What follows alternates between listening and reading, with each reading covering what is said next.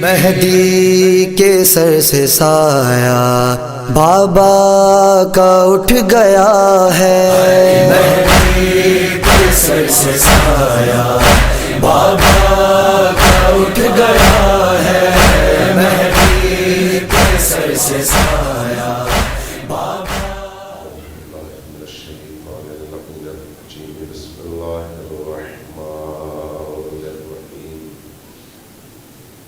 الحمد للہ رب العالمین بارئ الخلائق اجمعین، والصلاة والسلام علی جمیع الانبیاء والمرسلین، سیما من سمی فی الآفاق بأحمد وفی الأرض بأبی القاسم محمد۔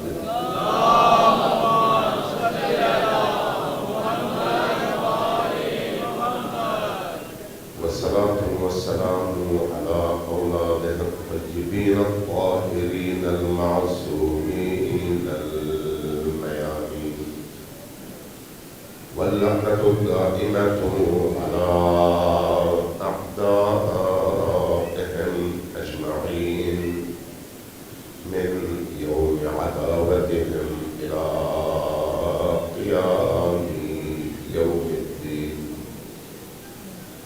أما بعد، فقد قال الله تبارك وتعالى في كتابه المجيد وهو أصدق القائلين وقوله الحق. بسم الله الرحمن الرحيم، ولقد كتبنا في الزبور من بعد الذكر أن الأرض يرثها عبادي الصالحون. صلى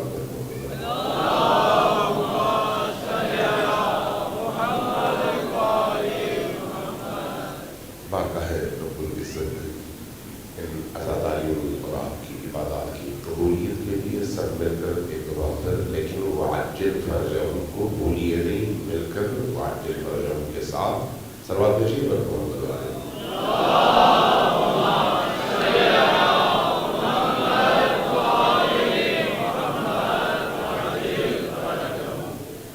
عزیزان اکرامی، کل مقدمتاً کچھ عرائض آپ کی خدمت میں پیش کی تھی کہ اللہ تبارک و تعالیٰ کا جو آفاقی منصوبہ ہے، جس میں اس کا ارادہ یہ ہے کہ زمین ان مستضعفین اور صالحین کے حوالے کی جائے جو مقصود تخلیق عالم اور کائنات ہے، لیکن اس کے لیے اہل زمین کو اتنا باشعور ہونا چاہیے کہ وہ ان ہستیوں کی حکومت اور ولایت کو قبول کر سکیں۔ یہ شرط ہے۔ کسی بھی معاشرے کی ہدایت کے دو پلرز ہیں، ایک ہادی اور دوسرا ہدایت پانے والا۔ ہادی اگر علی جیسی شخصیت ہو تب بھی اگر معاشرے میں اس علی کی عظمت کو قبول کرنے کی ظرفیت موجود نہ ہو تو علی مظلوم بھی ٹھہرتے ہیں اور اکیلے بھی رہ جاتے ہیں۔ اس لیے یہ کبھی بھی نہ سوچیں کہ کوئی معاشرہ اس لیے خراب ہے کہ اس کو اچھا لیڈر اور اچھا رہبر نہیں ملا۔ رہبر اور لیڈر ایک پہلو ہے اور معاشرے کی فکری سطح اور شعوری معیار دوسرا پہلو۔ جب تک ان دونوں کے درمیان ہم آہنگی نہ ہو، نہ معاشرہ ترقی کر سکتا ہے اور نہ وہ معاشرہ اوپر کی طرف عظمتوں کی طرف سفر کر سکتا ہے۔ لہذا 1,24,000 انبیاء جو کہ معصوم تھے، جو کہ پاک و پاکیزہ تھے، جو کہ اللہ کی طرف سے تھے، جب معاشرے میں آئے اور اپنی ان تمام تر صلاحیتوں کے باوجود آئے تو معاشرے میں چونکہ وہ جان نہ تھی، وہ قبولیت نہ تھی، وہ استعداد نہیں تھی، لہذا ان انبیاء کی تعلیمات کو قبول کرنے والوں کی تعداد ہمیشہ کم رہی، اور جیسے ہی اپنے وقت کا نبی لوگوں کی نگاہوں سے ادھر ادھر اوجھل ہوا، ویسے ہی ابلیس کے ہتھ کنڈوں کا لوگ شکار ہوئے اور پھر دوبارہ اپنے سابقہ روش کی طرف لوٹنے لگے۔ تمام انبیاء کی زندگی میں آپ یہی عمل دیکھتے ہیں، یہاں تک کہ خاتم النبیین محمد مصطفیٰ صلی اللہ علیہ وآلہ وسلم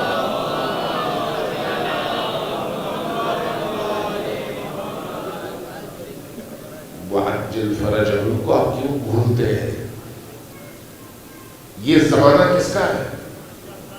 یہ زمانہ امیر المؤمنین کا نہیں ہے، یہ زمانہ امام حسن کا نہیں ہے، امام حسین کا نہیں ہے، یہ زمانہ مہدی موعود کا ہے، اور مہدی موعود امام حی اور امام موجود کا نام ہے، اور اس وقت ہم سب کے اعمال اگر کسی کی نگاہوں کے سامنے عیاں ہے تو وہ ہستی مہدی موعود کی ہستی ہے، لہذا جب آپ درود بھیجیں تو ان کے ظہور کی اس دعا کو درود کے ساتھ شامل کر کے اونچی آواز میں درود بھیجیں۔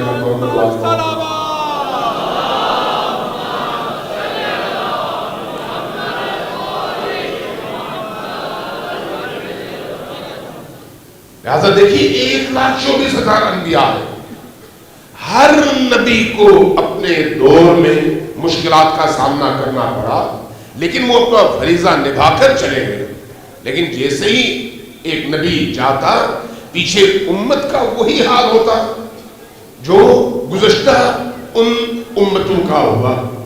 کیوں؟ اس لیے کہ شعور کم تھا، ادراک کی قوت کم تھی۔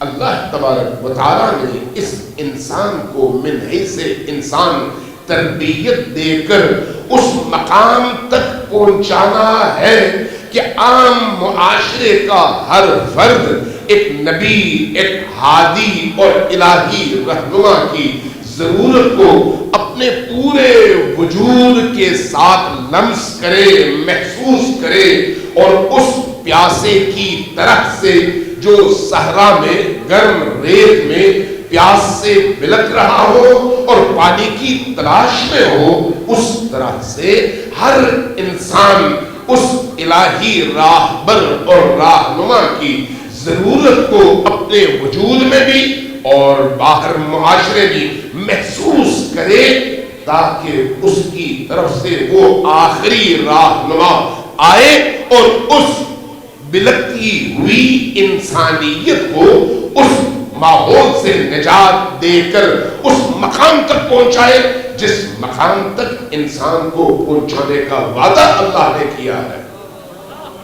لہذا یہ سفر ہے جس سے ہم سب گزر رہے ہیں۔ جیسے میں نے کل عرض کیا تھا کہ ہر شخص اپنا کام کر کے چلا جاتا ہے اور اس کی آگے آنے والی نسل اس سے چند قدم آگے ہوتی ہے۔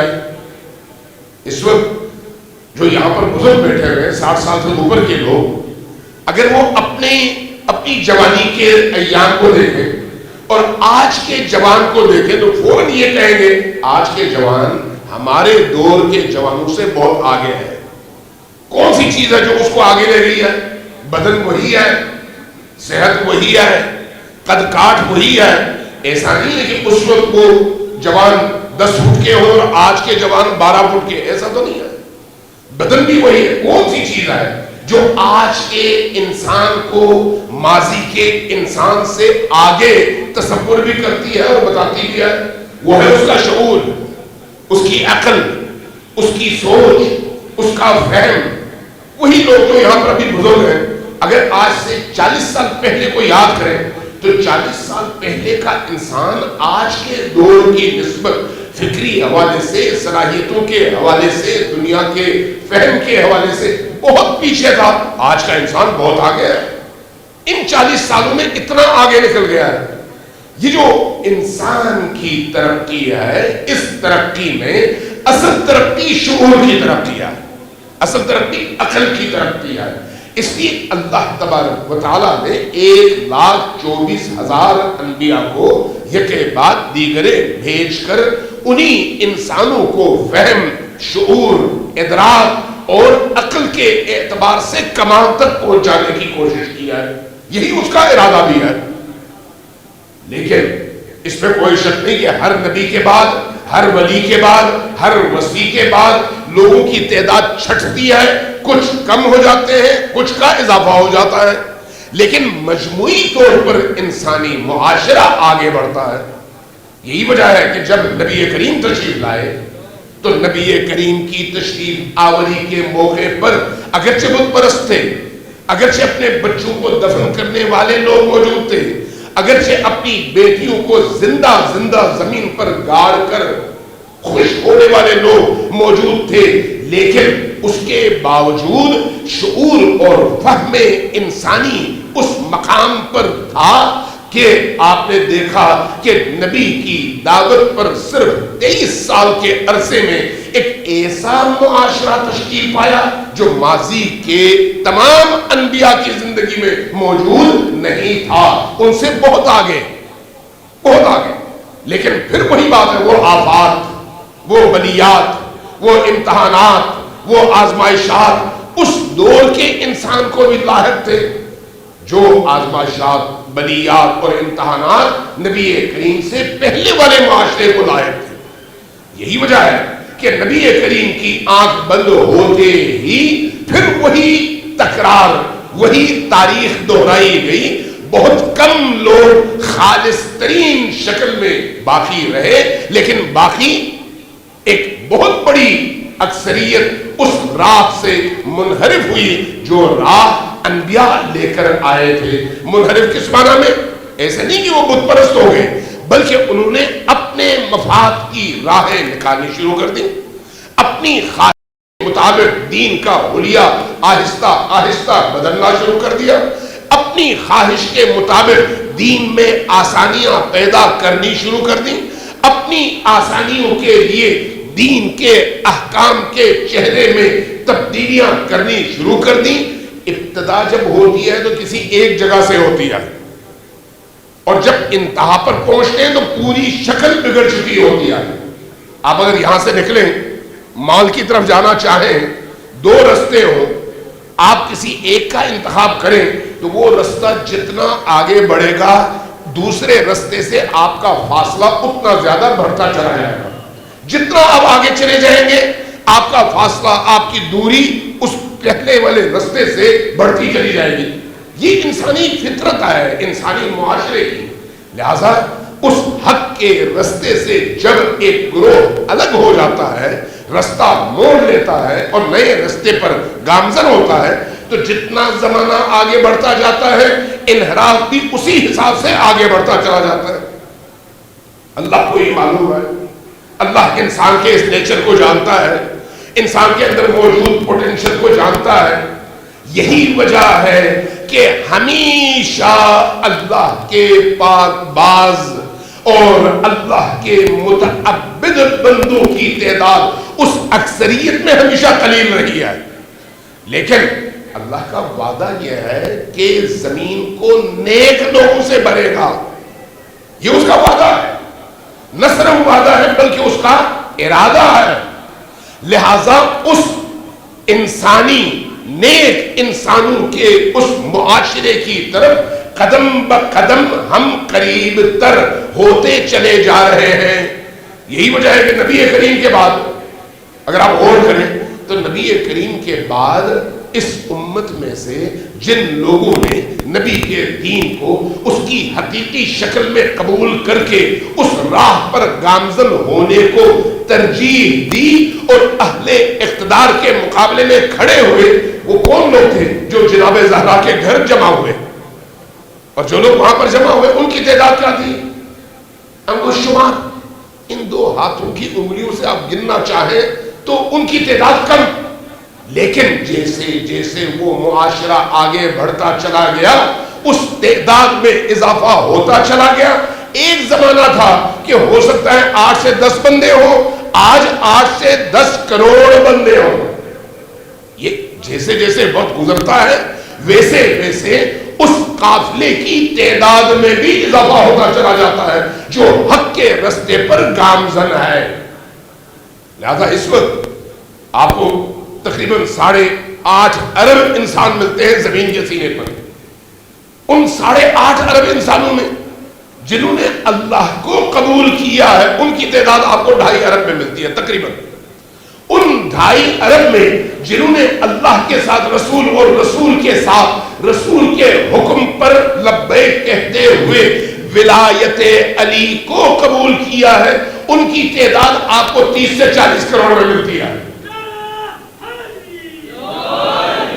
کہاں وہ ایک 12 سال 1200 سال 1300 سال پرانا معاشرہ جہاں پر انگشت شمار تھے، اور کہاں پر یہ معاشرہ جہاں پر کروڑوں کی تعداد میں آپ کو وہ ملتے ہیں جنہوں نے علی کی ولایت کو اس دور میں قبول کیا اور اسی ولایت کو لے کر آگے بڑھے اور آج پوری دنیا کے سامنے اس ولایت کو پیش کر کے فخر سے کہتے ہیں کہ ہم علی کے موالی ہیں.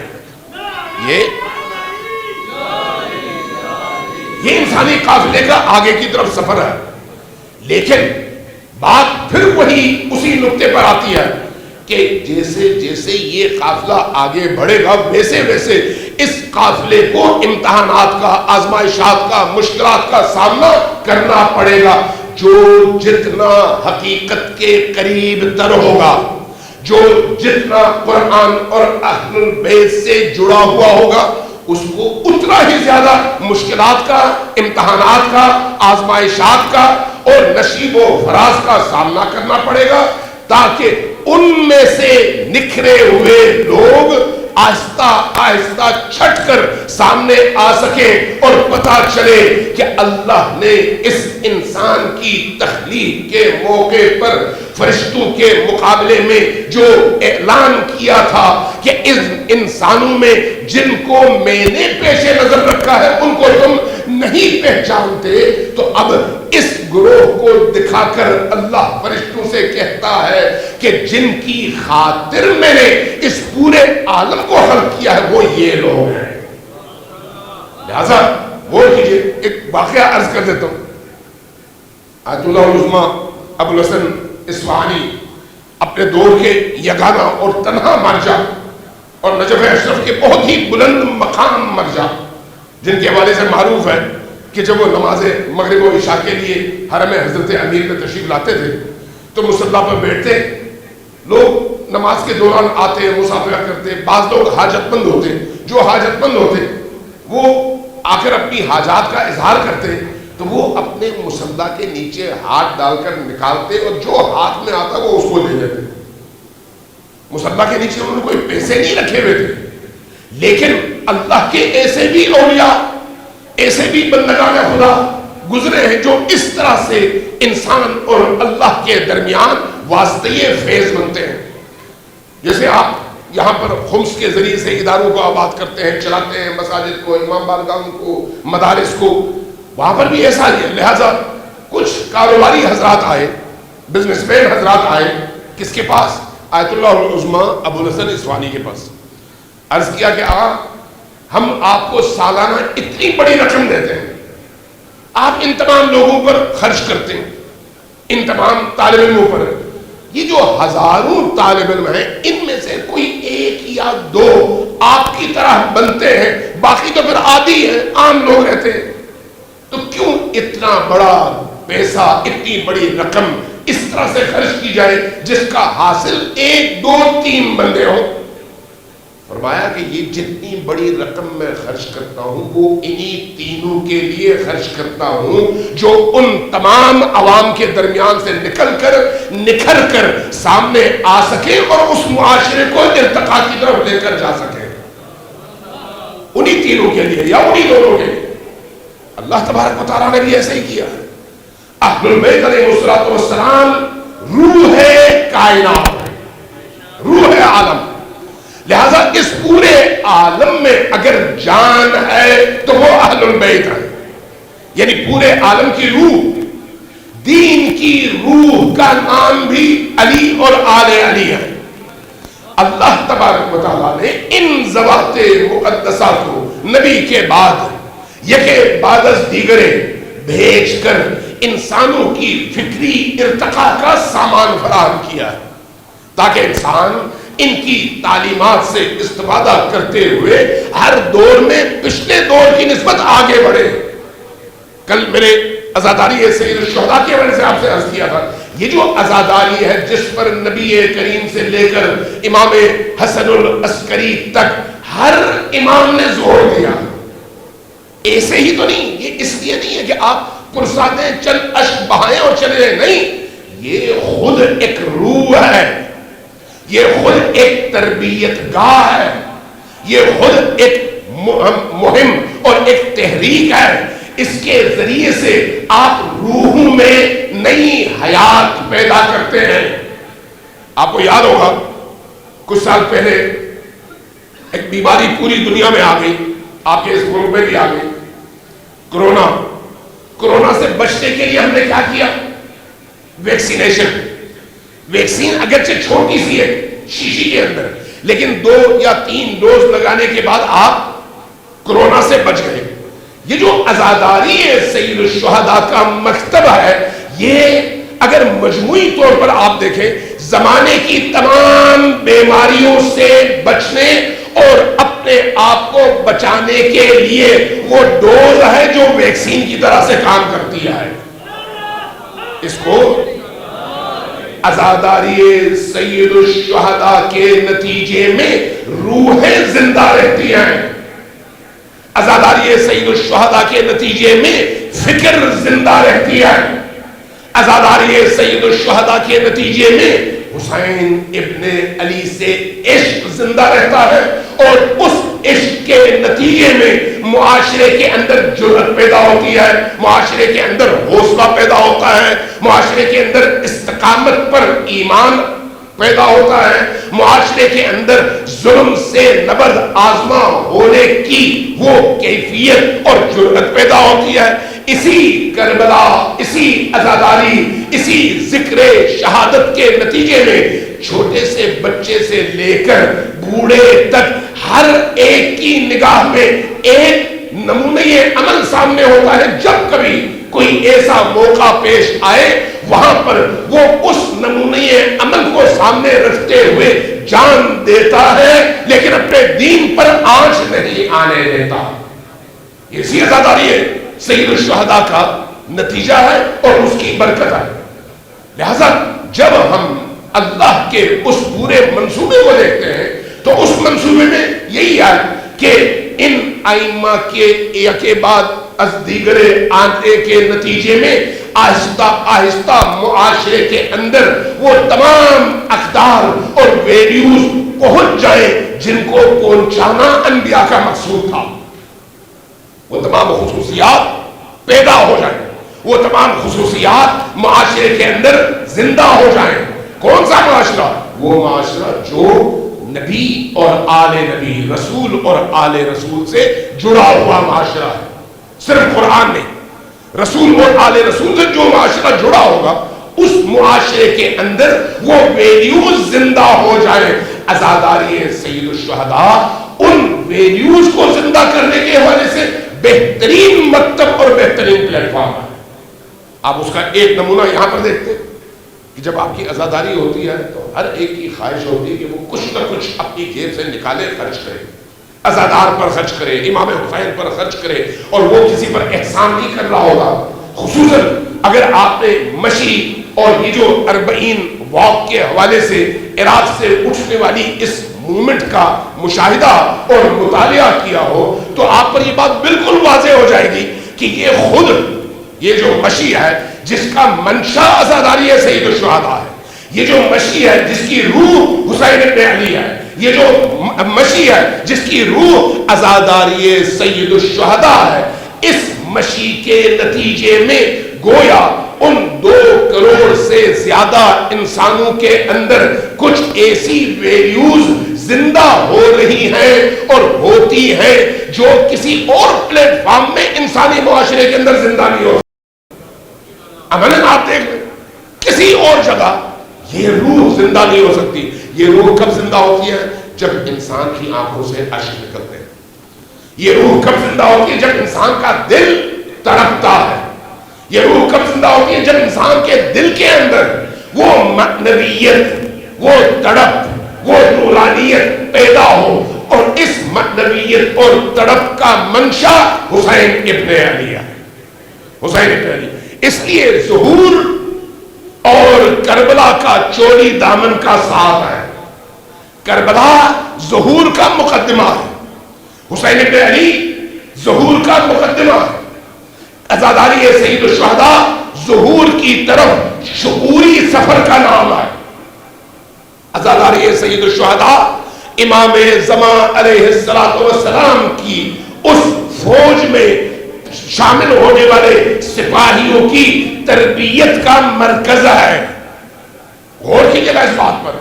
میں نے بھی عرض کیا کہ یہ جو آپ مشی کے اس پورے پروسیس میں دیکھتے ہیں کہ لوگ سارا سال پیسہ جمع کرتے ہیں اور اس موقع پر آ کر نچھاور کرتے ہیں. وہ پیسہ جس کے لیے لوگ ایک دوسرے کو قتل کرتے ہیں، وہ پیسہ جس کے لیے لوگ جیلوں میں جاتے ہیں، وہ پیسہ جس کے لیے لوگ ایک دوسرے پر ظلم اور ستم روا رکھتے ہیں. لیکن یہ کون لوگ ہیں جو سارا سال محنت کرتے ہیں اور ان ایام میں آ کر اپنی ساری محنت جس کی جو استطاعت ہے، جو کیپیسٹی ہے، وہ لا کر حسین ابن علی کے قدموں میں ڈال دیتا ہے. اور حسین نہیں، حسین کے ایک عزادار اور زائر کے قدموں کی خاک کو اپنے لیے سرمے چشم بنا کر یہ سمجھتا ہے کہ میں نے حسین سے وفاداری میں ایک قدم اٹھایا ہے. یہ کون سی ویلیوز ہے؟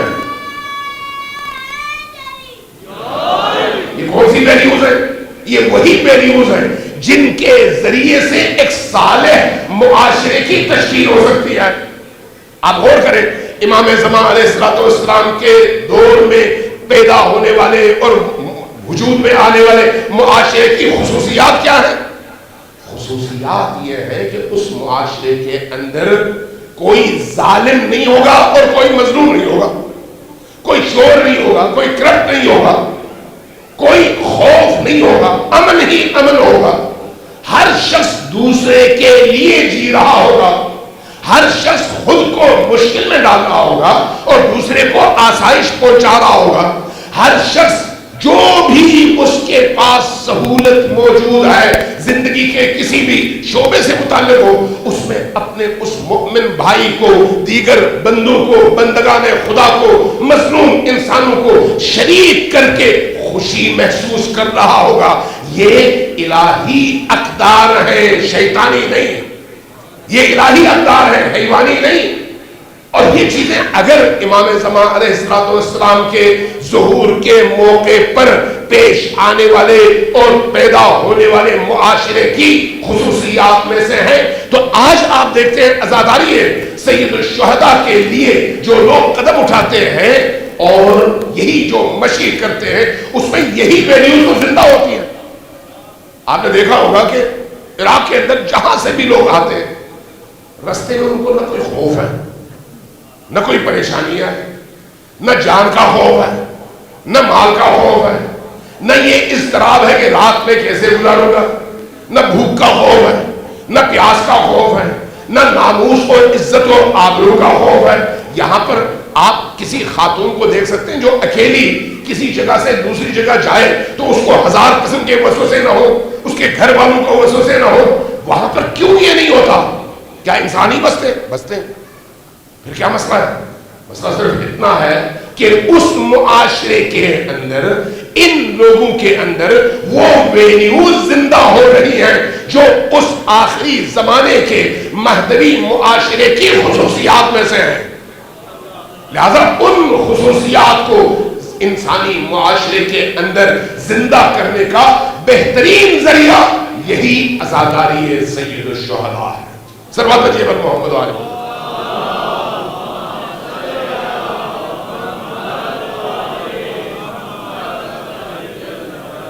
اللہ تبارک و تعالیٰ نے اس لیے وعدہ کیا ہے کہ زمین کو ہم صالحین کے حوالے کریں گے.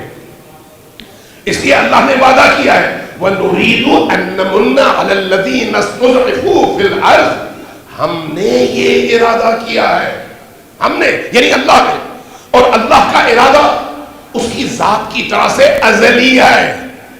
یہ نہیں ہے کہ ایک زمانہ تھا, فرض کریں پہلی ہجری 1000 ہجری اور آج 1400 ہجری, 1000 ہجری میں آ کے اللہ نے یہ ارادہ کیا ہو. نہیں, اللہ جب سے ہے اس کا یہ ارادہ ہے کہ زمین کو صالحین کے حوالے کرے گا, جب سے ہے. اور صالحین کون ہے؟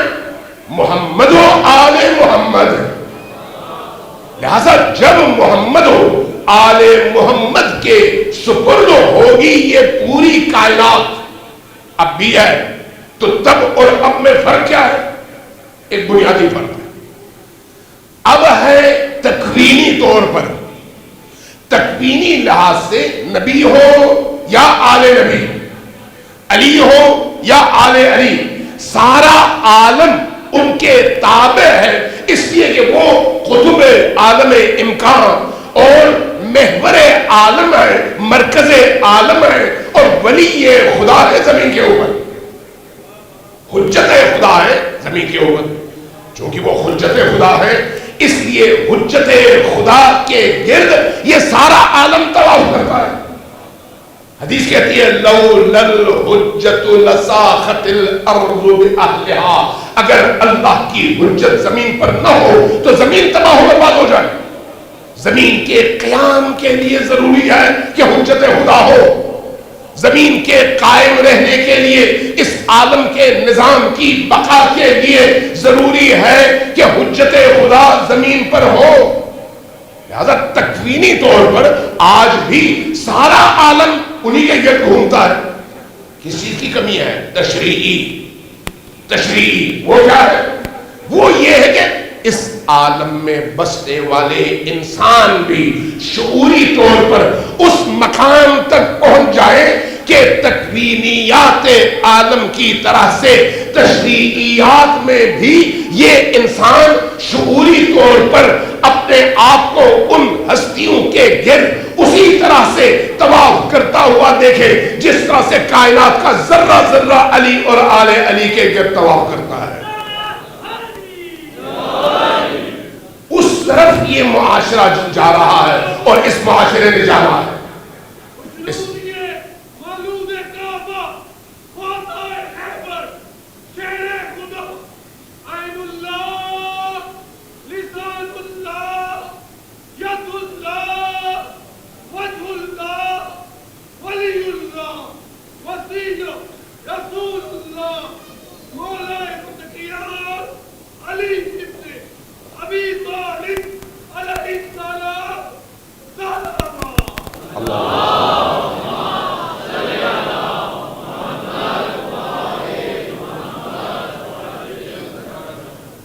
لیے یہ اللہ کا ارادہ ہے کہ اس نے اس زمین کو عدل سے بھرنا ہے, انصاف سے بھرنا ہے, آسمانی اور الہی ویلیوز اور اقدار سے بھرنا ہے, حیوانی صفات کا خاتمہ کرنا ہے کہ انسان رہتے ہوئے حیوانی صفات سے ماورا ہو جائے.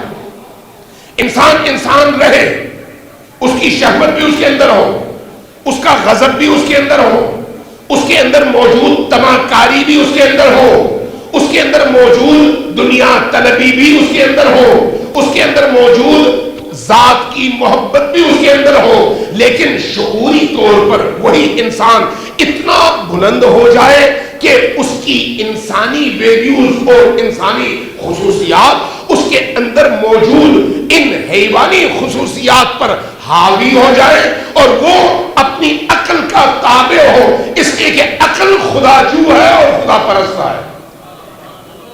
انسان ترقی کرتے ہوئے اس مقام پر پہنچے.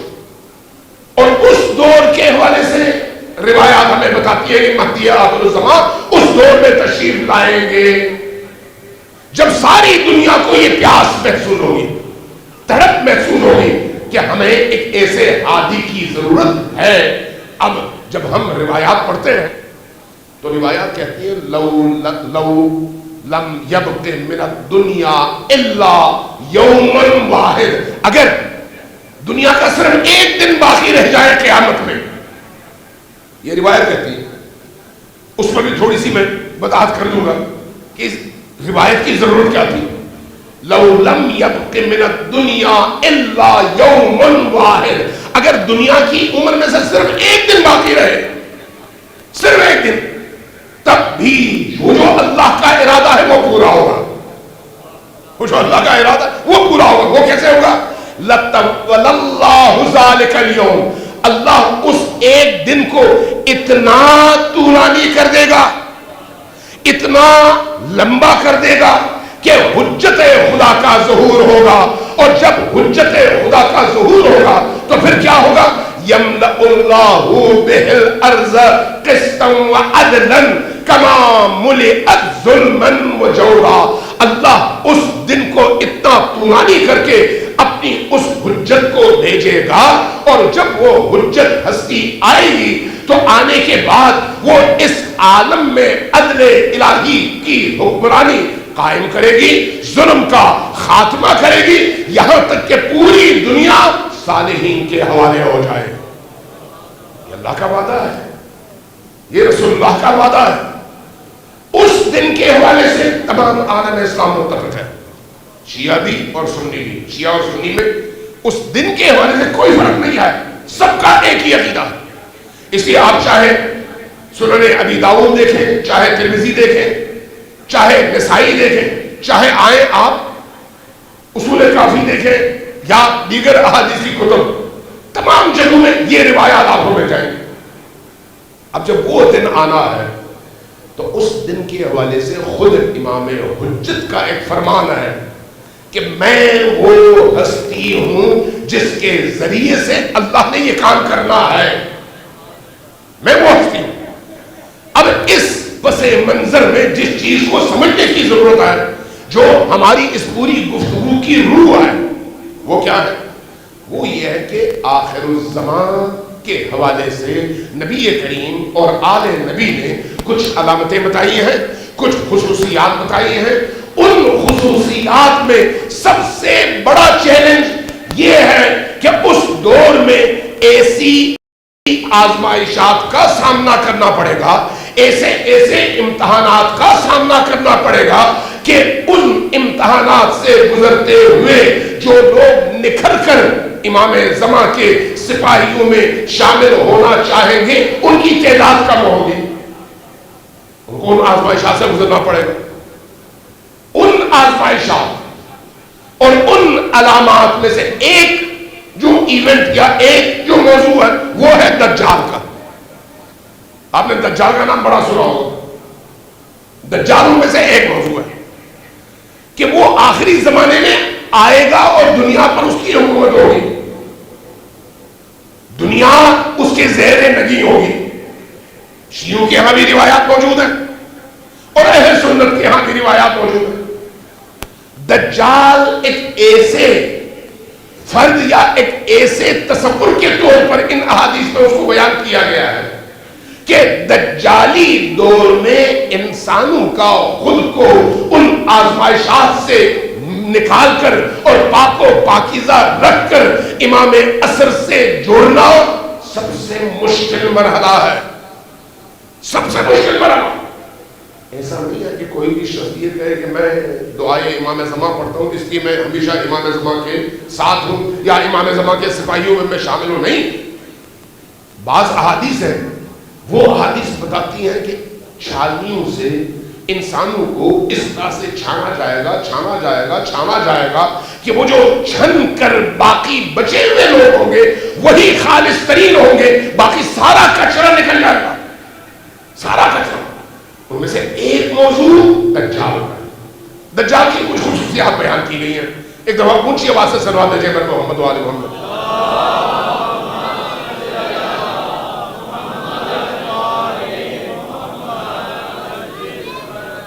ٹائم کم رہ گیا لیکن میں کوشش کروں گا کہ اس کم ٹائم میں کم از کم وہ خصوصیات آپ کے سامنے بیان کروں اور پھر ان خصوصیات کی روشنی میں پھر آج کے زمانے کو ان خصوصیات کے آئینے میں دیکھا جائے. ایک دفعہ پھر ذرا اونچی آواز سے صلوات بھیجیے محمد و آل محمد.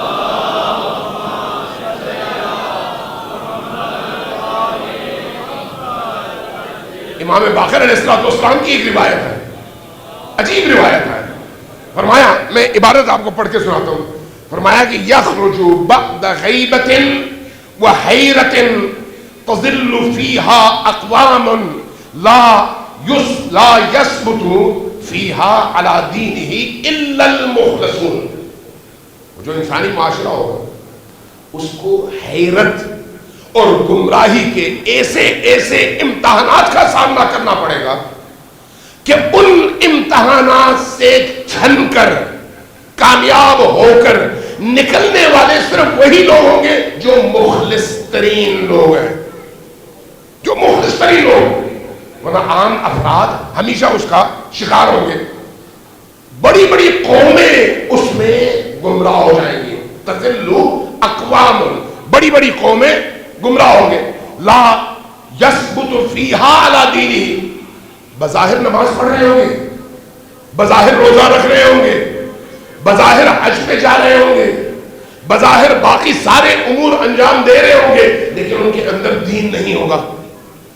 لا یثبت علی دینہ, اپنے دین پر وہ قائم نہیں ہوں گے. دین وہی جو روح دین ہے. ان آزمائشات سے نکلتے ہوئے جس چیز کی ضرورت ہے اس ضرورت کی طرف ہمیں متوجہ ہونا ہے. وہ کیا ہے؟ لہذا جب ہم ان روایات کو دیکھتے ہیں تو ان میں ایک سب سے بڑا چیلنج دجال کا چیلنج ہے. دجال کے حوالے سے میں صرف 5 علامتیں آپ کے سامنے بیان کروں گا. ایک اور پھر صلوات بھیجیے محمد و آل محمد.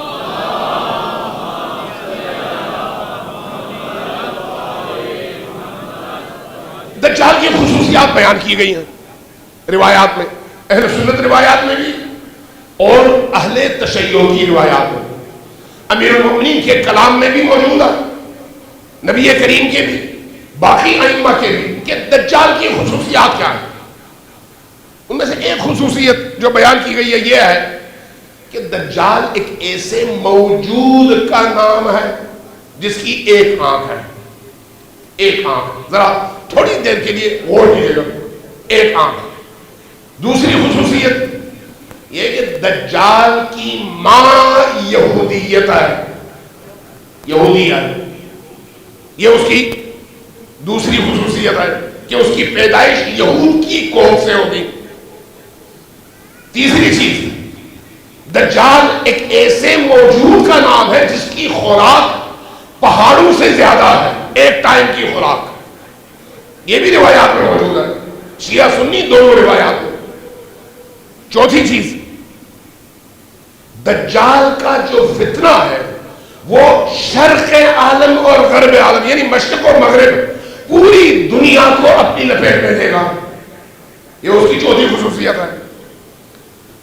اور 5ویں خصوصیت, دجال کا ایک ہی نعرہ ہے, انا ربکم الاعلی, میں ہی تمہارا خدا ہوں, مجھے مانو, کسی اور کو تم نہیں مان سکتے.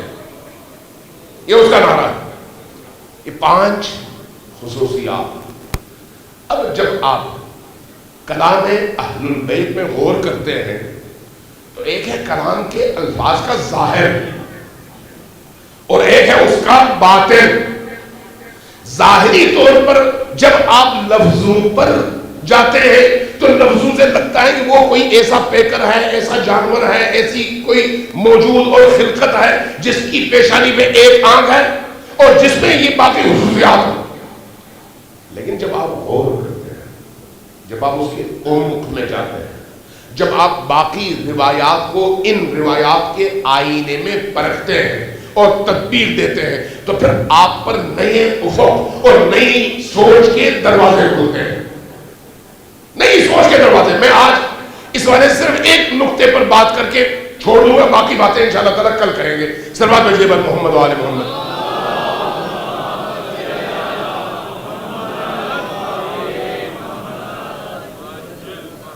حدیث یہ ہے کہ حدیث میں ہے کہ دجال کی ایک آنکھ ہوگی. آیت اللہ شہید صدر ان کی ایک کتاب ہے, موسوعۃ امام المہدی، اس کتاب میں ان روایات پر انہوں نے بڑی تحقیق کی. آپ کو پتہ ہے کہ کتنی بڑی شخصیت تھی، اور انہوں نے ایک نیا پہلو بیان کیا انہی آیات اور روایات کی روشنی میں. کہا کہ ان آیات سے لگتا یہ ہے کہ یہ فرد نہیں آئے، دجال کسی فرد کا نام نہیں آئے. دجال ایک عقیدہ، ایک نظریہ، ایک کلچر اور ایک تہذیب کا نام ہے. توجہ ہے میں کیا کر رہا ہوں؟ فرمایا کہ دجال ایک عقیدہ، ایک کلچر، ایک تہذیب اور ایک نظریے کا نام ہے. اور وہ کیا ہے؟ اس کی ایک آنکھ ہے. ایک آنکھ کا کیا مطلب ہے؟ ایک مومن کی دو آنکھیں ہوتی ہیں، ایک دنیاوی اور دوسری اخروی. ایک آنکھ سے اس دنیا کو اور دوسری آنکھ سے آخرت کو، اس دنیا کو دیکھتا ہے. لیکن جب آپ دجال پر غور کریں گے تو دجال کی خصوصیت یہ ہے کہ اس کی ایک ہی آنکھ ہے، وہ صرف دنیاوی ہے، اخروی نہیں ہے. وہ صرف اور صرف دنیا کی زندگی کو انسانوں کے سامنے پیش کر کے انسانوں کو آخرت سے کاٹ کر اسی دنیا کی رنگینیوں میں گم کرنے کا نام ہے. اور جب یہ والی بات آتی ہے سامنے اور پھر اس کے ساتھ اس بات کو جوڑ دیا جاتا ہے یا نفی ہو جاتی ہے کہ دجال کی ماں یہودیت ہے اور دجال ایک کلچر کا نام ہے، تو وہاں سے پھر آپ کے سامنے بہت سارے پردے ہٹ جاتے ہیں. بہت سارے پردے. ذرا غور کریں. اس وقت آپ کو معلوم ہے کہ دنیا پر جو کلچر حاوی ہے وہ کس کا ہے؟ مغربی دنیا کا. ساری دنیا پر شرق و غرب عالم روایات میں ہے، مشرق و مغرب دجال کی خصوصیات میں کہ دجال پوری دنیا کو، پورے دنیا میں یعنی مشرق اور مغرب کو حاوی ان پر ہو جائے گا اور اپنے قبضے لے لے گا. نگاہ اس کی ایک ہی ہوگی، آنکھ اس کی ایک ہی ہوگی، ماں اس کی یہودی ہوگی. اس وقت جو مغربی کلچر ہے اس نے آیا پوری دنیا کو اپنی لپیٹ میں لیا ہے یا نہیں؟ پوری دنیا. اس میں مسلمان اور کافر کا کوئی فرق نہیں ہے، شرق اور غرب کا کوئی فرق نہیں ہے، کالے اور سفید کا، گورے اور کسی اور رنگ کا کوئی فرق نہیں ہے، جغرافیہ کا کوئی فرق نہیں ہے. پوری دنیا میں ایک ہی کلچر اور وہ کلچر مغرب کا، اور پوری دنیا اسی کلچر میں مبتلا. اور اس کلچر کا جو بنیادی ترین ہدف ہے وہ صرف اور صرف دنیا ہے، آخرت سے کٹ کر ایک آنکھ، صرف دنیا کو دیکھنا ہے اور دنیا کے علاوہ کسی اور چیز کو نہیں دیکھنا. اور ماں کون ہے؟ یہودی. اس وقت ایک کتاب ہے بل کلنٹن کے زمانے میں، اس کی حکومت میں ایک صاحب تھے، نام اب میرے ذہن سے نکل گیا، کل میں بتا دوں گا آپ کو. انہوں نے اس وقت ایک کتاب لکھی اور ان کا تعلق تھا وزارت تعلیم سے. وزارت سے فارغ ہونے کے بعد کتاب لکھی اور اس کتاب میں مغربی دنیا اور خصوصاً امریکیوں کے حوالے سے اس نے یہ لکھا کہ ہم کس طرح سے دنیا کے کلچر کو کنٹرول کرتے ہیں. یہ اس میں تفصیلات بیان کی. کس طرح سے کلچر ہم کریٹ کرتے ہیں اور کس طرح سے اس کلچر کو گھر گھر پہنچاتے ہیں اور کس طرح سے اس کلچر کو ہم کنٹرول کرتے ہیں کہ کوئی بھی معاشرہ اس کلچر سے آزاد نہ ہو، تاکہ تمام دنیا پر وہ حکومت ہو جو ہم چاہتے ہیں صرف ہماری نگاہ سے. اس نے بڑی ڈیٹیل میں بات کی ہے.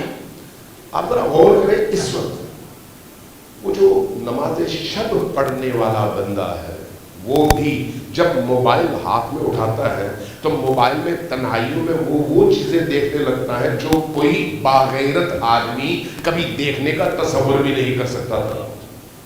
ایسا ہے یا جوانوں سے لے کر بوڑھوں تک، بستر سے لے کر باتھ روم تک اور باتھ روم سے لے کر کلاس روم تک اور کلاس روم سے لے کر آپ کے آفس تک، آفس سے لے کر جہاں جہاں آپ سوچ سکتے ہیں، آپ اس موبائل کے ذریعے سے جس چیز کے عادی ہوتے چلے جاتے ہیں، یہ ساری کی ساری چیزیں کہاں سے اٹھتی ہیں؟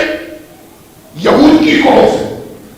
یعنی یہودیوں نے ایک ایسا کلچر کریٹ کر دیا ہے جو اس وقت پوری دنیا پر حاوی ہے، پوری دنیا پر۔ اس وقت جو دنیا میں معروف ترین اور مؤثر ترین فلمیں ہیں، کہاں کی ہیں؟ ہالی ووڈ کی۔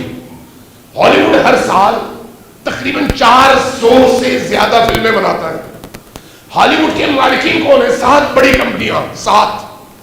ان 7 بڑی جو مالکین ہیں ان کا سارا بایو ڈیٹا اور ان کی ہسٹری گوگل میں موجود ہے، آپ جا کے پڑھیے۔ ان میں کوئی ایک بھی مسیحی نہیں آئے، کوئی عیسائی نہیں آئے، کوئی دہریہ نہیں آئے، کوئی چائنیز جیپنیز نہیں آئے۔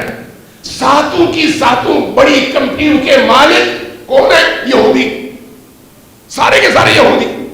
اچھا، وہ جب فلمیں بناتے ہیں تو ان فلموں کے ذریعے سے کیا کرتے ہیں؟ پوری دنیا کو ان فلموں کا اثر۔ اگر آپ ان فلموں پر غور کریں، 2 ان کے پیغام ہیں، 2 پیغام۔ ایک، ننگ اور برہنگی کو عام کرنا، اور غیر محسوس طور پر انہی فلموں کے ذریعے سے اس برہنگی کو معاشرے کے دور ترین نقطے تک پہنچا کر ہر انسان کو متاثر کرنا۔ اور دوسرا، شدت پیدا کرنا، جنگ، عداوت، بغض، لڑائی، شدت پسندی۔ ان 2 عناصر کی بنیاد پر انہیں پھر انسانی نفسیات کو سامنے رکھتے ہوئے وہ اس طرح سے آرگنائز کر کے فلم بناتے ہیں کہ 3 گھنٹے کی فلم ایک شخص بیٹھ کر جب دیکھتا ہے تو فلم ختم ہونے تک پلک نہیں جھپکتا۔ اور صرف اس پر اکتفا نہیں ہے، اب آپ جب گوگل میں جاتے ہیں، آپ جب یوٹیوب پہ جاتے ہیں، آپ جب دیگر وسائل اور ذرائع کو دیکھتے ہیں تو اس 6 ماہ سے لے کر 1 سال کے بچے کی عمر سے 90 سال کے بوڑھے تک ہر ایک کی خوراک انہوں نے مہیا کی ہوئی ہے تاکہ وہ ان سے استفادہ کرے۔ اور یہ ساری کی ساری چیزیں انسانوں کی تعمیر کے لیے ہے یا تخریب کے لیے؟ اس کی تخریب کے لیے، اس کی فکر کی تخریب، اس کی معنویت کی تخریب، اس کے دل کی تخریب، اس کی جو اندر موجود ایمان کی نورانیت ہے اس کی تخریب، یعنی اس کو اس الہی انسان سے ایک ابلیسی انسان بنانے کے لیے جتنے بھی وسائل ممکن ہیں وہ انہی ذرائع سے ہمارے گھروں تک پہنچتے۔ اور اس کا نتیجہ کیا ہے؟ غیر محسوس طور پر ہم ان چیزوں کے عادی ہو جائیں جن چیزوں کا عادی وہ ہمیں بنانا چاہتے ہیں۔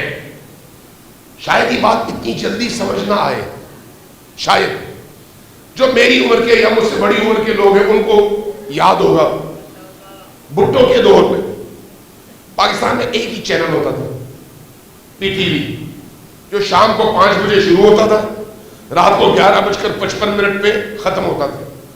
آغاز قرآن کی تلاوت سے ہوتا تھا، اختتام بھی قرآن کی تلاوت پر ہوتا تھا، بڑا ہی مہذب۔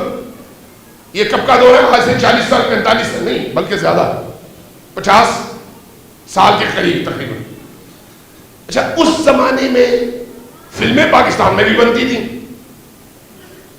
اگر آپ اس زمانے کی فلم کوئی اٹھا کر ابھی آپ دیکھنا چاہیں تو آپ کو محسوس ہوگا یہ فلمیں تو بڑی ہی معصوم ہیں، بڑی ہی پاکیزہ فلمیں، لیکن اس دور کے لوگوں کے لیے وہ فلمیں قابل ہضم نہیں تھی۔ مجھے یاد ہے کہ جب ضیاء الحق کا دور شروع ہوا تو لوگوں کو انٹرٹین کرنے کے لیے ایک اعلان کیا گیا کہ ہم ہر چھٹی کے دن، غالباً اتوار کا تھا یا جمعے کا تھا غالباً، ہم ایک فلم پی ٹی وی پہ نشر کریں گے۔ جیسے ہی یہ خبر آئی، میں نے جنگ اخبار میں اس دور میں چھوٹا تھا، اس دور میں میں نے خبر پڑھی، لوگوں نے شدید اعتراض کیا کہ آپ پی ٹی وی میں یہ فلمیں دکھا کر ہمارے گھروں کو فاحشہ خانہ بنانا چاہ رہے ہیں، ہم اس کو قبول نہیں کرتے۔ نتیجتاً گورنمنٹ پر اتنا پریشر پڑا کہ انہوں نے ان فلموں کو جو آج کے دور میں معصوم فلمیں ہیں ان کو سینسر کیا۔ 3 گھنٹے کی فلم ہو گئی 1.5 گھنٹے کی، اور بجائے اس کے کہ ہفتے میں 1 فلم وہ نشر کریں، انہوں نے 2 ہفتوں میں 1 فلم نشر کیا اور اس کو پھر آہستہ آہستہ آگے بڑھاتے رہے۔ وہ زمانہ کیسا تھا اور آج کا زمانہ کیسا ہے؟ آپ تصور کر سکتے ہیں کہ اس دور میں ان فلموں کو معاشرہ قبول نہیں کرتا تھا، اور آج جو کچھ آپ کے اپنے ہاتھوں میں موجود موبائلز پر ہے یا ٹی وی کی اسکرین پر نظر آتا ہے، آج ماں اور بیٹا مل کر دیکھتے ہیں، بیٹی اور باپ مل کر دیکھتے ہیں، بہن اور بھائی مل کر دیکھتے ہیں، لیکن نہ وہ حیا باقی ہے، نہ وہ احساس باقی ہے، نہ وہ شرم باقی ہے۔ اس وقت وہ زندگی کا حصہ ہے یا نہیں؟ کیسے ہے؟ رفتہ رفتہ آہستہ آہستہ ہمیں اس چیز کا عادی بنایا گیا۔ کیا اچانک ہوا؟ نہیں، اسی منصوبہ بندی کے نتیجے میں ہوا جو اس دجالی نظام کا ڈیزائن کردہ تھا۔ اور اس دجالی نظام کی ماں کون ہے؟ یہودیت۔ اللہ نے قرآن میں ایسے ہی تو نہیں کہا کہ وَلَتَجِدَنَّ أَشَدَّ النَّاسِ عَدَاوَةً لِلَّذِينَ آمَنُوا الْيَهُودَ۔ اس پوری کائنات میں اہل ایمان کے حوالے سے اگر تم ڈھونڈنا چاہو تو شدید ترین دشمن ترین قوم یہود ہے۔ کس کے خلاف؟ کس کے خلاف؟ ایمان والوں کے خلاف۔ یہ قرآن ہے، یہ کسی کا عام بندے کا قول نہیں ہے۔ قرآن میں اللہ نے یہ مزاحن نہیں کہا، تا قیام قیامت ہمیں متوجہ کیا ہے کہ تمہارا سب سے بڑا دشمن، اگر تم اہل ایمان ہو، شرط یہ ہے کہ تم اہل ایمان ہو، اگر تم اہل ایمان ہو تو تمہارا سب سے بڑا دشمن اور سب سے شدید ترین دشمن کون ہے؟ یہود۔ وَلَتَجِدَنَّ أَشَدَّ النَّاسِ، اشد یعنی شدید ترین، اشد الناس عداوتاً دشمنی میں، کس سے؟ للذین آمنوا، ان لوگوں سے جو ایمان لاتے ہیں، ایمان والے ہیں، ان سے دشمنی میں شدید ترین دشمن کون ہے؟ یہود۔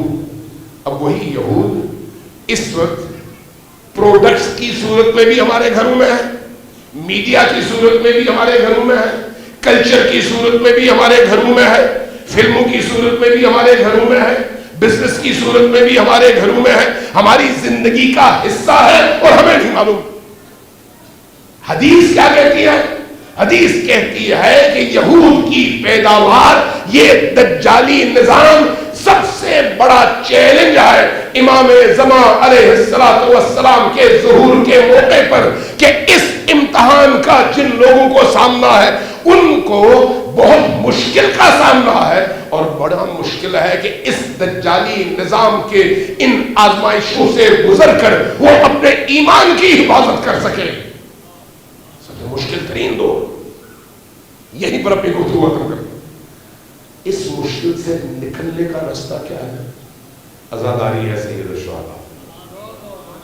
اور کہے گا اس بات، عزاداری ہے سید الشہداء۔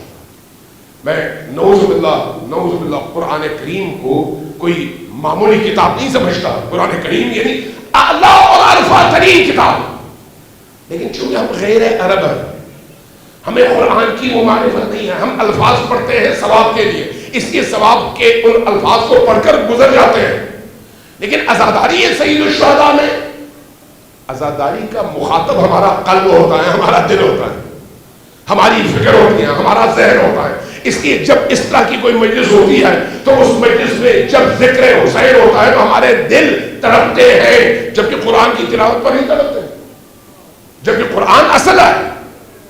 اس لیے کہ یہاں پر ہمارے قلوب زیادہ تیزی سے محسوس کرتے ہیں حسین ابن علی کی نورانیت کو، جو خود بولتے قرآن ہے، اس کو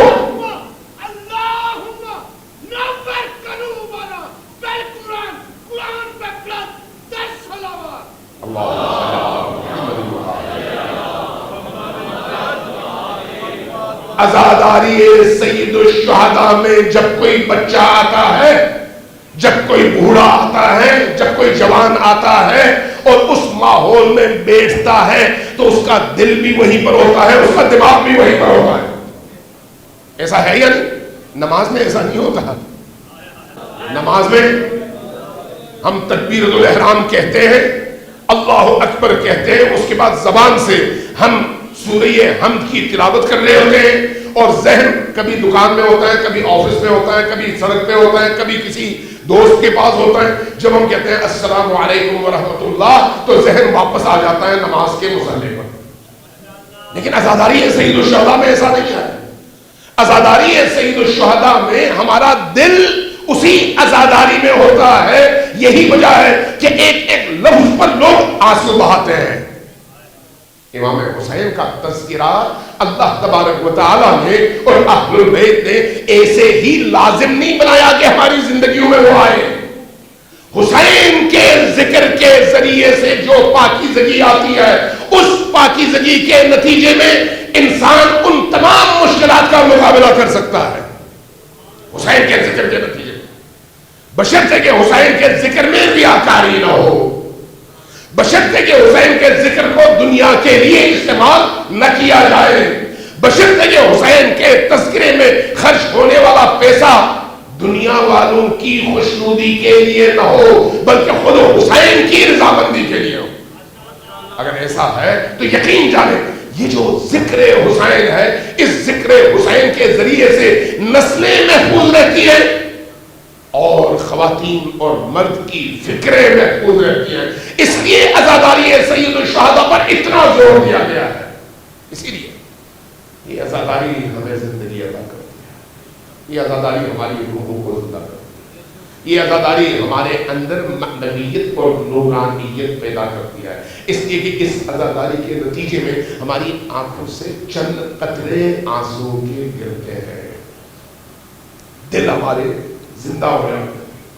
ایک چھوٹا سا واقعہ عرض کر دوں، اس کے بعد دو جملے مسائل کے ذکر. امام خمینی کے ہاں ایک بہت بڑی شخصیت، معروف شخصیت تھی اس زمانے کی. بہت بڑے خطیب تھے، سید بزرگوار تھے، عالم بھی تھے، لیکن پڑھتے بہت زبردست.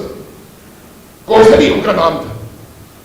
اور جب کبھی امام خمینی کے ہم مجلس ہوتی وہ آ کے پڑھتے. ایک دو دفعہ مجھے خود بھی یہ توفیق ملی کہ میں ان مجلسوں میں شریک ہو سکوں. جب وہ پڑھتے تھے تو حقیقتاً دل منہ کو آتا تھا، کلیجہ منہ کو آتا تھا، ایسی کیفیت ہوتی. وہ ظاہر لوگ ان کی مجلسوں میں دور دور سے آتے تھے اور ہزاروں کی تعداد میں آتے تھے. وہ یہ بیان کرتے ہیں، کہتے ہیں کہ عاشور کا دن تھا. صبح میں اپنے گھر سے نکلا حرم حضرت معصومہ سلام اللہ علیہا میں جانے کے لیے.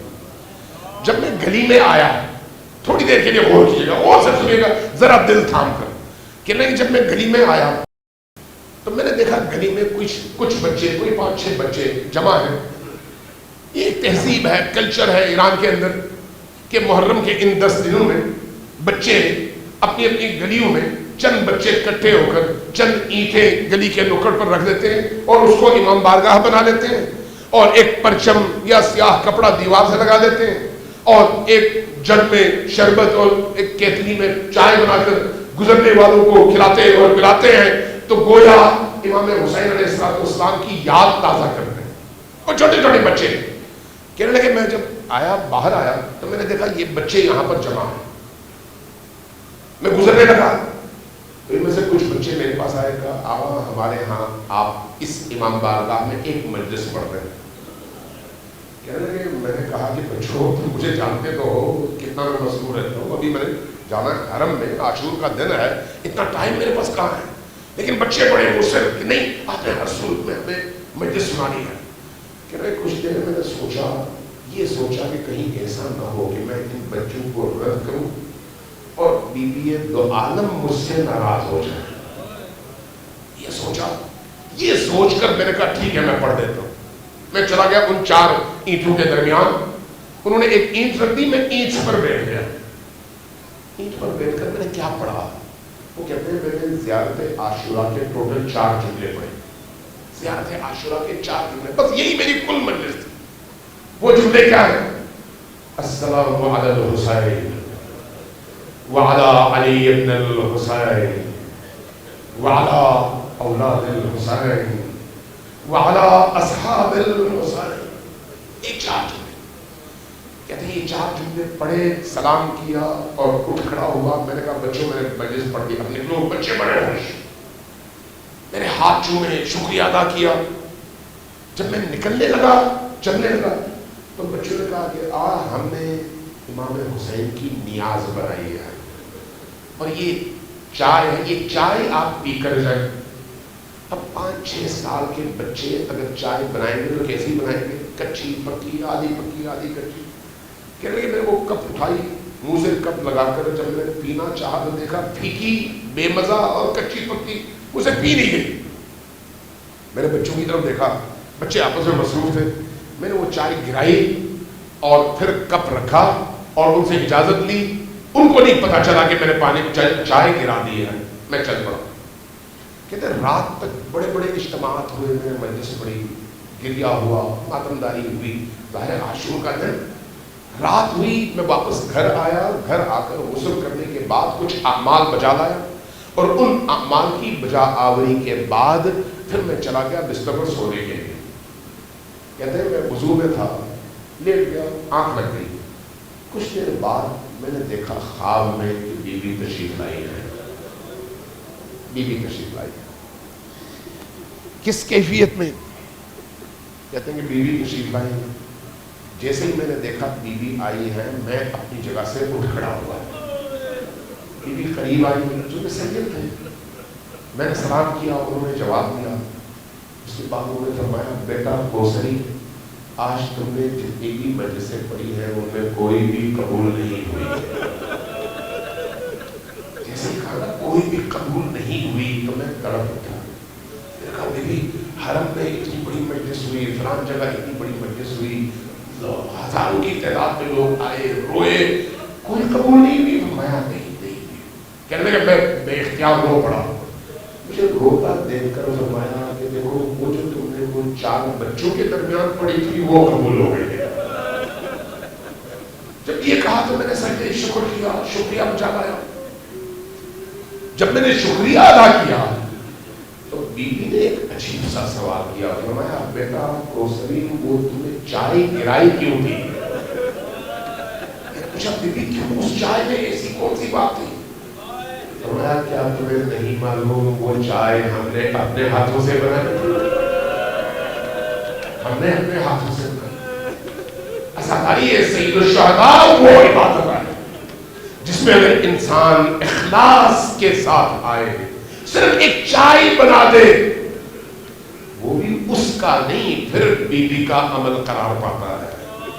شرط یہ ہے کہ وہ اخلاص کے ساتھ آئے، ایک شربت کا پیالہ دے دے، ایک چائے کا کپ دے دے، ایک نیاز کی روٹی دے دے، لیکن اس اخلاص کے ساتھ دے جس کے نتیجے میں بی بی اس پر نظر عنایت رکھی کر سکے۔ یہ ایام اہل بیت کی مصیبت کے اور غم کے ایام ہے، اور آخری ایام ہے، اور خصوصاً حضرت زینب سلام اللہ علیہا کے حوالے سے غم کے ایام ہے۔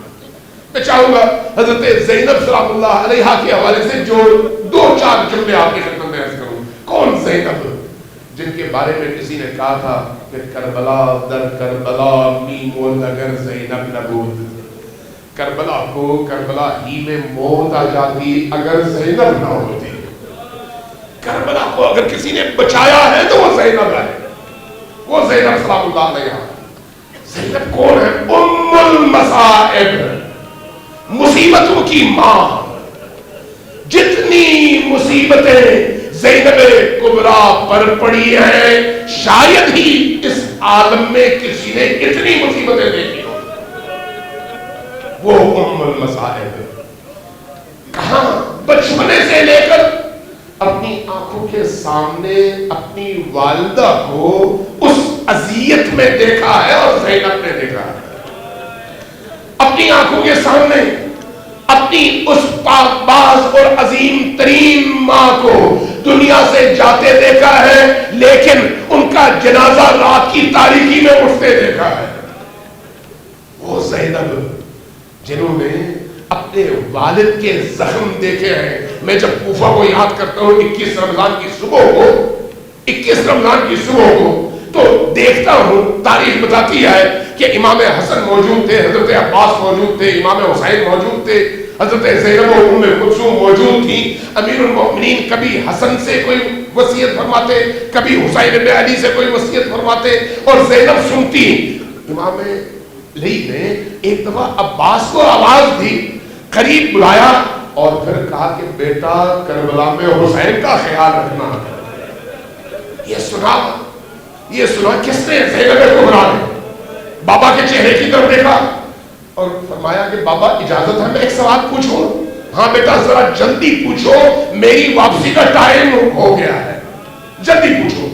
فرمایا کہ میں نے ام ایمن سے سنا تھا کہ زینب تم کربلا میں اسیر ہو جاؤ گی، تو کیا واقعی ایسا ہوگا؟ کیا میرے ساتھ واقعی اتنا بڑا ظلم ہوگا؟ فرمایا ہاں بیٹا، نہ صرف تم اسیر ہوگی بلکہ تمہاری نگاہوں کے سامنے تمہارے بھائیوں کے سروں پر نیزوں پر بلند کیا جائے گا. بیٹا جب تم کربلا میں ان مصیبتوں کو دیکھو تو ان مصیبتوں کے مقابلے میں علی کی بیٹی بننا، اپنی استقامت ثابت کرنا. فرمایا کہ بابا آپ فکر نہ کیجئے، میں آپ کی بیٹی ہوں، میں اس میں وہی کروں گی جو آپ کی عزت بڑھائے. یہ وہ بیٹی ہے.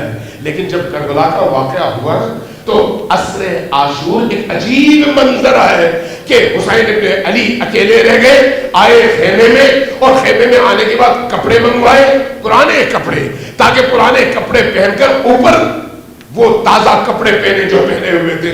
جب کپڑے بدل لیے تو اس کے بعد نکلنے لگے تو زینب کبریٰ نے روکا، بھیا جانے سے پہلے ذرا رکیے، مجھے اپنی والدہ کی وصیت پر عمل کرنے دیجیے.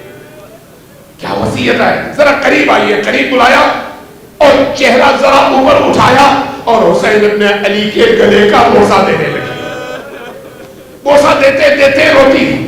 اور جب یہ منظر دیکھا حسین ابن علی نے پلٹ کر زینب سے کہا، زینب اب تم نے والدہ کی وصیت پر عمل کیا ہے، مجھے بھی ذرا وصیت پر عمل کرنے دو. ذرا اپنے بازو سے قمیض کا کپڑا ہٹا دو. اور اس کے بعد بازو کا بوسہ دیتے ہوئے وہی بوسہ دے رہے تھے جہاں پر رسیاں باندھنی تھی، وہی پر بوسہ دینے لگے.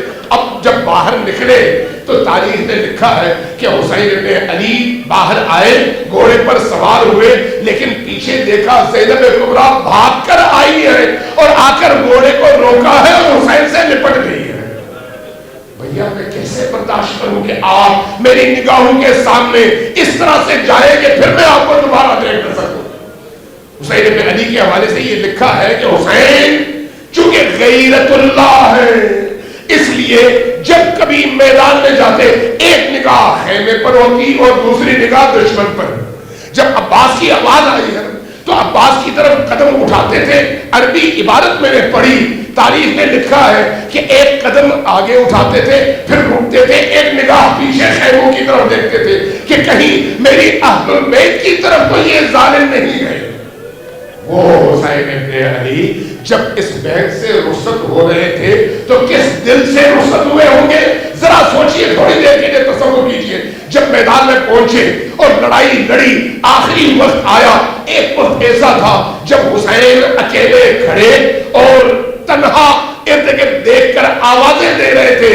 وہ کہہ رہے تھے عباس تم کہاں ہو، علی اکبر تم کہاں ہو، بیٹا قاسم تم کہاں ہو.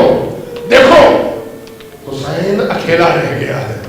جب یہ باتیں کر رہے تھے اچانک دور سے پتھر آیا اور پیشانی حسین سے ٹکرایا. جیسے ہی پیشانی سے پتھر ٹکرایا حسین کا ایک ہاتھ آگے بڑھا پیشانی کی طرف، دامن اٹھایا اور اپنی پیشانی سے جیسے ہی دامن رکھا خون روکنے کے لیے اچانک ایک تیر ظالم نے پھینکا اور وہ اس سینے سے ٹکرا کر پیچھے سے نکل گیا. تاریخ میں لکھا ہے کہ حسین بن علی نے آگے سے اس تیر کو نکالنا چاہا، نکال نہیں پائے، ہاتھ پیچھے کیا، پیچھے سے تیر کو باہر نکالا، خون کا فوارہ نکلا. حسین برداشت نہ کر پائے، زمین پر گر پڑے. اور جب زمین پر گرے ایک وقت آیا حسین بن علی کی آنکھیں بند ہے. ایک وقت آیا اپنے سینے پر بوجھ محسوس کیا. کیا دیکھا؟ شمر ابن ذوالجوشن لعین سینے پر چڑھا ہوا ہے. ایک جملہ فرمایا، شمر تمہیں معلوم ہے تم نے کس مقام پر پاؤں رکھا ہے؟ یہ وہ مقام ہے جہاں کے بوسے رسول کریم دن رات لیا کرتے تھے. تم نے اس مقام پر اپنے نجس پاؤں رکھے. اور اس کے بعد جب شمر نے ذوالجوشن نے اپنا کند خنجر نکالا اور جب گردن حسین پر رکھی، تاریخ نے یہ موقع نقل کیا ہے، تاریخ کہتی ہے کہ حسین بن علی کی ایک نگاہ تھی تلے زینبیہ کی طرف اور ایک نگاہ تھی شمر کی طرف، اچانک منہ موڑا زینب کی طرف، تلے زینبیہ میں ہاتھ کا اشارہ کر کے کہا کہ زینب اندر چلی جاؤ، تم سے دیکھا نہیں جائے گا کہ تمہارے بھائی کو کس طرح سے ذبح. یہ بھی وہ درد کا وہ مقام تھا جہاں پر زینب نے اپنی آنکھوں کے سامنے یہ سارے مناظر دیکھے ہیں. آیت اللہ عثمان نجفی مرعشی ایک کرامت نقل کرتے ہیں، ایک مکاشفہ کہتے ہیں کہ جب ان اسیروں کو لایا گیا دمشق میں اور دربار میں، تو دربار میں جب سر اقدس کو تشت پر رکھ کر یزید کے سامنے پیش کیا گیا تو اہل البیت کی نگاہیں اس سر کی طرف تھیں. اچانک ایک کرامت ہوئی، کشف ہوا، باقی لوگوں کو نظر نہیں آیا. اگر کسی نے دیکھا تو وہ یا زینب تھی یا سکینہ تھی. کیا دیکھا؟ حسین ابن علی کی سر میں آنکھ کھلی، ان آنکھوں نے یوں ایک جائزہ لیا ایک ایک اسیر کا، اور پھر ہوتے ہوتے وہ آنکھ اور وہ نظر زینب کے چہرے پر آ کر ٹک گئی، اور اس کے بعد اسی عالم معنی میں زینب سے مخاطب ہو کر حسین نے کچھ جملے کہے. کیا کہے؟ کہا کہ بہن زینب میں تمہارا شکر گزار ہوں کہ تم نے میری وجہ سے بڑے ظلم برداشت کیے. بہن زینب میں نے دیکھا کہ میری وجہ سے تم نے کس طرح کے مظالم برداشت کیے. میں نے دیکھا کہ تم نے کس طرح سے خیمے سے میرے بیٹے سید الساجدین کو نکالا اور تمہیں خود آگ میں جانا پڑا تاکہ بچے کو بچا سکو. میں نے دیکھا کہ کس طرح سے میری چھوٹی سکینہ کو بچانے کے لیے تم نے پاپڑ بیلے اور تم نے مشکلات اٹھائی. میں نے دیکھا کہ کس طرح سے میرے یتیم بچوں کو تم نے جمع کیا. اے زینب میں نے دیکھا کہ کس طرح سے تمہاری نگاہوں کے سامنے میرے اور میرے ان جانسانوں کے سروں کو نیزوں پر بلند کیا گیا اور شہر شہر پھرایا گیا، لیکن تم نے علی کی بیٹی اور حسین کی بہن کا ہونا ثابت کیا اور بتا دیا کہ تمہارے قدم ڈگمگائے رہی اور تم نے اپنے بھائی سے وفا نبھائی. انا للہ و انا الیہ راجعون. وسيعلم الذين ظلموا أي منقلب ينقلبون.